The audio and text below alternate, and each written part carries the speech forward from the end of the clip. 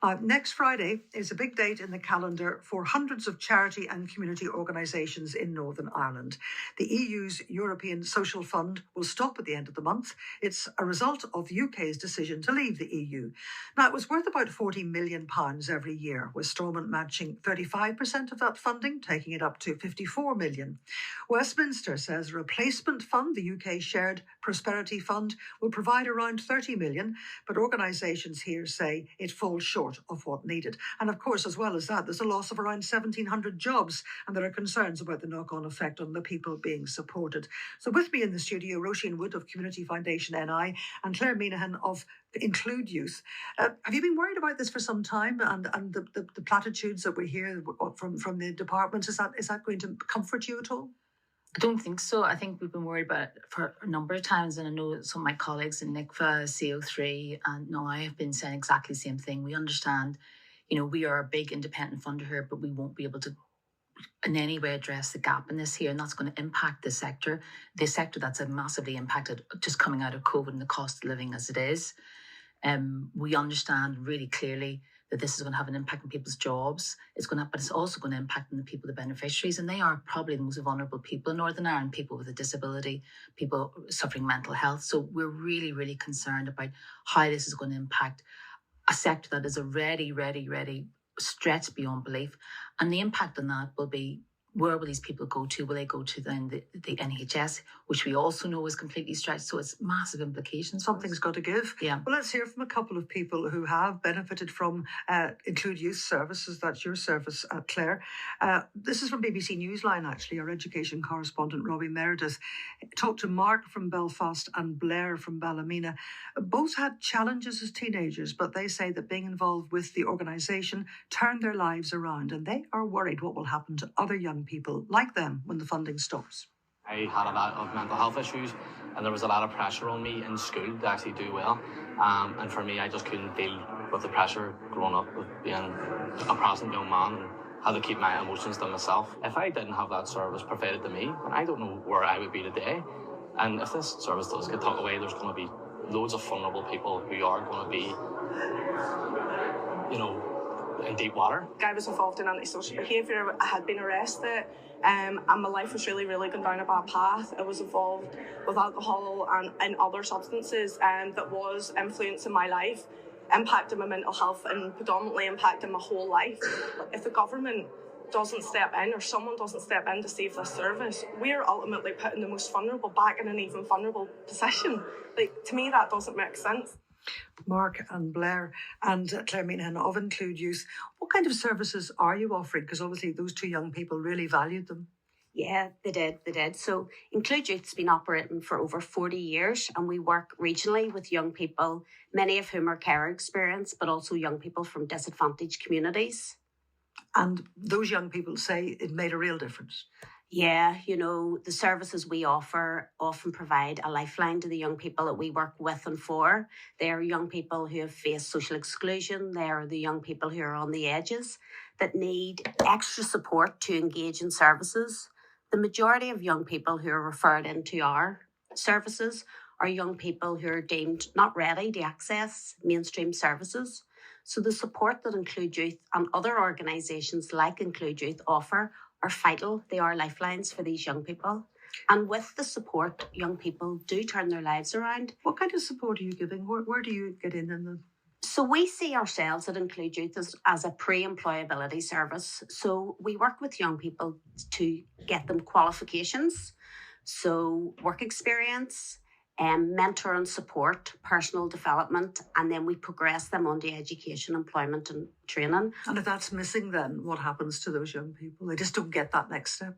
These are the young people that will fall through the net. These are the hardest to reach, the hardest to engage young people. And without the support of organisations like Include Youth and other organisations within the voluntary community sector, We aren't a nice to have. We're an essential service offering vital support to these vulnerable groups of young people. And it's not, I don't mean it demeaning you, but it's not just that one organisation. It's many organisations doing really important work that Róisín, that this is going to worry them and affect them. Absolutely. I mean, we need more investment into the voluntary community sector. Claire's absolutely right. These are essential services. It's not nice to have. During COVID, it was the voluntary community sector who stood up and delivered many of the services. The cost of living crisis is exactly the same. It's the people in their local communities offering local communities their expertise and support, and we know what's going to happen again, coming into the winter again, particularly we did a programme around older people. We know that older people are going to be excluded, they're going to be vulnerable, they're going to be on their own. Without these sort of services, and if you look at the rural transport system that's been absolutely decimated by this, who's going to pick up, who's going to be around to actually put in community transport into rural areas? And those are the sort of questions that we're asking. So it's going to have such a massive effect. It's going to have maybe 18 to 19,000 beneficiaries who will be impacted if this goes through. You mentioned already 1,700 jobs. That's a massive amount. Let's hear from another organisation affected. That's MenCap. And earlier this month, Owen Kenny from Eglinton told Radio Foyle's Breakfast Show that his life changed when he was taken to MenCap as a teenager. He's 32 now, and he described how MenCap supported him to achieve a 2-1 degree in cinematic arts at Ulster University. I was very anxious about going to main camp because I barely talked when I was a teenager. My whole story could be very different.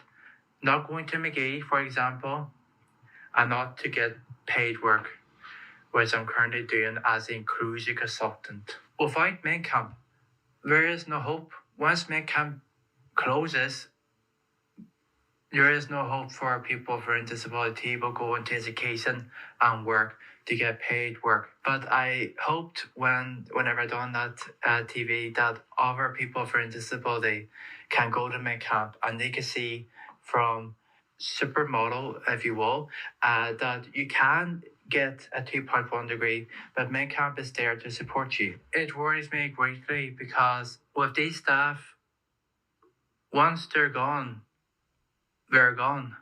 But unfortunately, people with disability are the ones who will be affected greatly. The government needs to really fix this. There's another young person, Owen, who's done so well because of the support of MenCap, just one of the many organisations. And MenCap NI Director Gráinne Close told Evening Extra what impact the loss of funding will have on their work. These are unprecedented uncertainties. The fact that, we don't know where we will signpost people to, in terms of the support that we provide them, because in terms of its specialists, it's for people with learning disabilities. We're trying to figure that out in terms of where will we signpost people to if we have to close the doors come the end of March. Having to try and sit with families and with trainees, with people with learning disability that we support, and try and explain that it's not a good position to be in. It's not a nice place to be at all. Really, Róisín of Community Foundation and I, we could have clips from every one of those organisations. It all say much the same, and it's worrying them. But I must just give you the statements that we've got from the Department for the Economy spokesperson. They told the BBC it empathised with the concerns of the entire sector, but has no ability to finance their work beyond the end of March. The department said the UK government had made clear that decisions made and allocations to projects will be made solely by the Department for Levelling Up Housing and Communities. ESF funding support was due at the end of 2022, but the department extended that support to March 2023 to avoid the cliff edge you're talking about and to give the Department for Levelling Up time to put replacement funding in place. And we also asked the Department for Levelling Up. They told us the UK Shared Prosperity Fund will, at a minimum, match previous EU funding in Northern Ireland. But as EU projects come to an end, funding will increase, reaching over £50 million for Northern Ireland in 2023 to 24 and £74 million in 24 to 25. Does that comfort you? Well, we of course we absolutely welcome money into the sector and to support the sector. Of course we do, but we just don't think there's still that level of uncertainty that we don't know the detail of this. We don't know exactly, and these are people's lives. People are sitting in jobs in the community and voluntary sector, very skilled, passionate people, but they still have their bills to pay like the rest of us. All of us have our bills to pay. So that uncertainty of being able to plan what the future is going to be like, we can't, this is year on year. We need to have longer term, unrestricted core funding that gives organisations in the voluntary community sector the ability to plan, the ability to actually say, we can retain staff because we can offer them contracts beyond 1 year. That's what we're up against. We're up against the private and public sector who can offer better salaries and better terms and conditions. And we've got to get beyond that. The sector at the moment is 70% funded by government. We need to try and change that, I think, as well. We need to try and bring in more independent money that's more flexible about how we fund the sector. We're very lucky in the Community Foundation we can do that. But we need to get better. We need to have other funders join together and be able to do that better, that it gives the sector that agility, it's transparent, it's core funding, it's longer term funding. And if you ask anybody in the sector, that's the story they'll tell you every single time. Give us funding for 3 to 5 years. So we can let us plan. So, Claire Meehan, and Include Youth, what are you not doing at the moment because you're not sure? What is it the money going to make happen? So at the minute, Linda, we are now 6 days away from the cliff edge. This will be absolutely devastating for the community, devastating for our organisation, devastating for our staff. We have over 30 staff whose posts are at risk, including my own. But mostly we're devastated for the young people who are in need of these services. How do you identify these young people? I mean, how do you know who's struggling? What's the system? So young people are referred onto our projects. Why? They're referred by social services because they've met a threshold and they have been identified as in need of education, employment. Give me an example. So, example, they don't attend education. They aren't in training. They don't access any services because they have so many personal and social circumstances. So that person might be someone with a mental illness or what? Yeah. So I'll give you an example. Blair and Mark there. So it could be a young person that grew up in the care system, who maybe entered the criminal justice system at a young age, and this has impacted on their ability to get jobs, on their ability to remain within education. So they would come to Include Youth, and it's a second chance at learning. And it also saves the government money long term, because if you catch them at that point, that safety net that you are, they won't need so much help later on. We have a phrase in work that we talk about. We try to minimise the impact of the past and maximise the future. That's so right. So we really, really try to prepare. You heard Blair on, you heard Mark on. These are wonderful young people who had difficult circumstances. They are now in full-time employment and they're both at university. With the right support and in the right environment, with the expertise of core staff and funding, this can be a different story, but we need to act now. This 6 days' time, this will be devastating for the community and voluntary sector, not just for Include Youth. There's organisations like Include Youth that are providing valuable, essential services. And of course, it's unseen, you see. We don't see what you're doing much, but we would know if you weren't doing it. Yes, exactly. And the impact, we have a very strong sector. There has been a lot of collaboration recently, and we know firsthand the impact. And people mightn't see it now, but down the line, there'll be more homeless people, there'll be more young people, and other people needing mental health services, more people in our prisons. Whereas with a small amount of money, we can improve the employability of groups of people who are seen as economically inactive. It sounds like you're doing a great job, because we're not aware of what could happen if we don't do it, so to speak, the unknown unknowns. But Róisín, the future, is it going to come suddenly to a halt, or is it just going to be a matter of not enough money and things will sort of just wither away? I think what's happened is that it's been chipping away. We've been chipping away. There's ESF and there's less money, and it's almost like chipping away at the sector. And it's not one big thing. It's a number of things. We have death by 1,000. Yeah, it's volunteering's at an all-time low. Retention and recruitment of staff is difficult. ESF funding's going. The other departments are cutting their money, and that chipping away is then all of a sudden exactly what Claire said. You'll see down the line, you suddenly go, well, we'll go to look at a youth club. Actually, it's closed now. Actually, we'll go and look for rural transport. Actually, that doesn't exist anymore. And then people start to go, well, why does it not exist anymore? And you go, because 12 months ago or 15 months ago, this chipping away has gradually eroded. The lack of investment that's going in, and I'm using the word investment purposely because I think we need to think of investment rather than funding, rather than core grants, grant giving. We need to think of it, are we investing in the sector? And we have to invest in the sector because Northern Ireland, voluntary community sector is one of the best things about this country. It's such Isn't that a great thing it's to a hear? great thing. People seldom say that. Well, I feel so passionately about it, and I always say that if you want to see what people are doing in the local communities, look around and see what people volunteer, what people do. People like Claire, 23 years working in Include Youth. Why? Because she's a passion for young people. You don't do that. And it's not just young people, but everybody. So people who work in our sector don't do it they do it because they are so passionate about it.